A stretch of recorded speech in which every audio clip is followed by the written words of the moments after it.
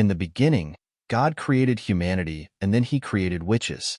He shared his power with the witches and told them to guide the powerless humans in his place.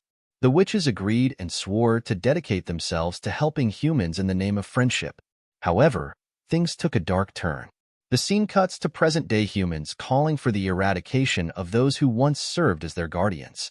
A brown-haired witch, facing the cold embrace of death, whispers her final curse upon humans before succumbing to her fate.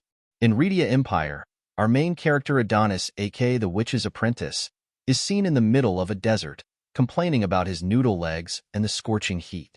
Annoyed, he turns to his partner Chloe, the ice witch, who's deep in map mode.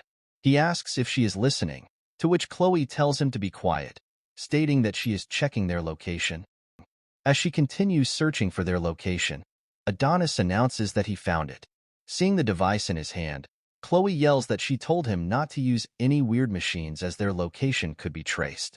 Adonis brags that it's not a weird machine but a smartphone he created that uses such magic that not even the army's triangulation technology can find them. Adonis smirks, throwing shade at her for using paper maps in this day and age. Unimpressed, Chloe delivers a blow to his head. Ready to move, she asks him to stand up, but Adonis gets all emo, asking why they need to keep running. Chloe smiles, saying that it's because she's a witch. She talks about the changed attitudes towards witches and how simply living has become a struggle now. She tries cheering him up by cracking a joke. Spoiler alert, it doesn't work. As they continue their journey, Chloe remarks that they need to find a place tolerant towards witches to reclaim their peaceful life and find a good school for him to attend. But Adonis ain't about that school life, preferring to be Chloe's eternal student. Chloe jokes that he's got a thing for older women, which he vehemently denies. Seeing her act all chill, he wonders how she is unfazed by what's happening. Suddenly, Adonis senses someone heading towards them. A group of soldiers is seen reporting back to the headquarters that a witch has been spotted and they are ready to eliminate her. Adonis heroically states that he will handle these lowlifes, but the icy witch shoots him down, saying that he is far too inexperienced. Chloe, showing him who the real boss is, starts her show with a splash of icy magic. Meanwhile, at the Rhedian Palace, a man begs Gerda, the 23rd Emperor, for forgiveness. As he explains that Chloe is a high-ranking witch and a single squadron would not be able to defeat her, the Emperor's bootlicker kicks him in the face for defying his majesty. The Emperor exclaims that's enough, ordering them to immediately bring Chloe to him. Back in the desert, Chloe, emerging victorious, remarks that she's tired. She suggests they leave now, but Adonis has an outburst, asking what's the point to teach him magic if she won't let him fight. Chloe reminds him of his lack of experience, but Adonis effortlessly summons a ginormous sword as proof that no student of hers could be inexperienced. He suggests it's because he's human, saying that she doesn't want him to kill his kind due to her niceness. Adonis breaks down, exclaiming that he can't stand not being able to protect her anymore. Chloe embraces him, saying that she feels the same. As they hug it out, one of the frozen humans' device beeps that their location information has been synchronized. Suddenly, the two of them begin to float and find themselves being transported. The satellites reveal that they are being transferred to Capital Central Plaza.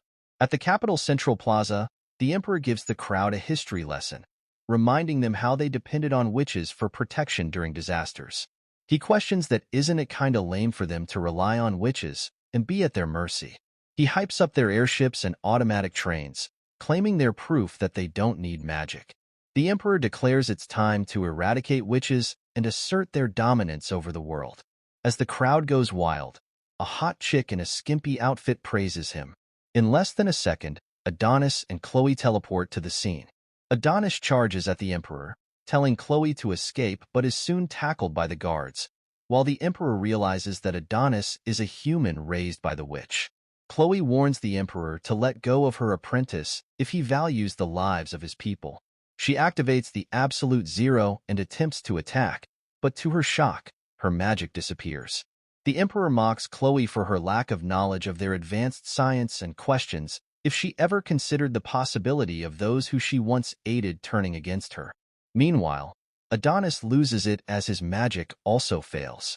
In a cruel act, the Emperor tears Chloe's shirt, declaring her powerless without magic, while the crowd shamelessly takes pictures. Enraged, Adonis tries to intervene but is quickly subdued. As the emperor orders to kill him, Chloe takes all the blame and begs him to spare his life. Refusing to give up, Adonis continues to scribble spells using his quill. Accepting her plea, the emperor aims a gun at Chloe's head, who accepts her fate. Before she can even say "I love you" to him, the cruel emperor ends our icy queen's life and the soldiers unleash a barrage of bullets, tearing her body apart. Adonis screams for them to stop while Chloe's life flashes before her eyes as she reminisces about the times they spent together. The crowd erupts into cheers as a horrified Adonis watches a soldier behead her. The emperor proudly lifts her decapitated head like a trophy while the crowd eagerly takes photos. 10 years later, at Mayhem internment camp of New Nightmare, two prisoners fight over a loaf of bread. To defuse the situation, prisoner girl Daroka offers her loaf of bread, which is quickly snatched by one of them. Anna, the blue-haired prisoner girl, asks Daroka if she's okay, saying that she gave her bread to someone else earlier.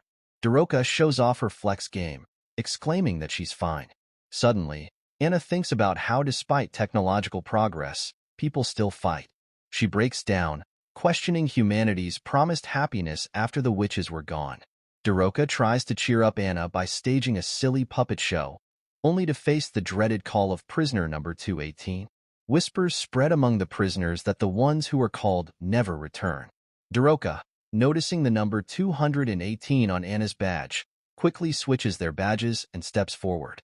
The guard escorts her to the sissy chief warden, Palpole, who creepily comments on her appearance and orders her to strip. Observing her reaction, the warden tells her not to act surprised, saying that they must check her figure to avoid disrespecting the lord she's meant to serve. Daroka's gaze falls upon the lifeless bodies of the girls who refuse to comply and expresses her horror. The femboy grabs her by the collar, reminding her of Rydia's contributions to humanity. As he forces her to take a selfie, Daroka bites his finger and runs away with his phone.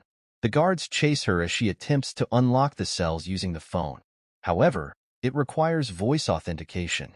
She begs the phone to unlock the cells, but her request is denied.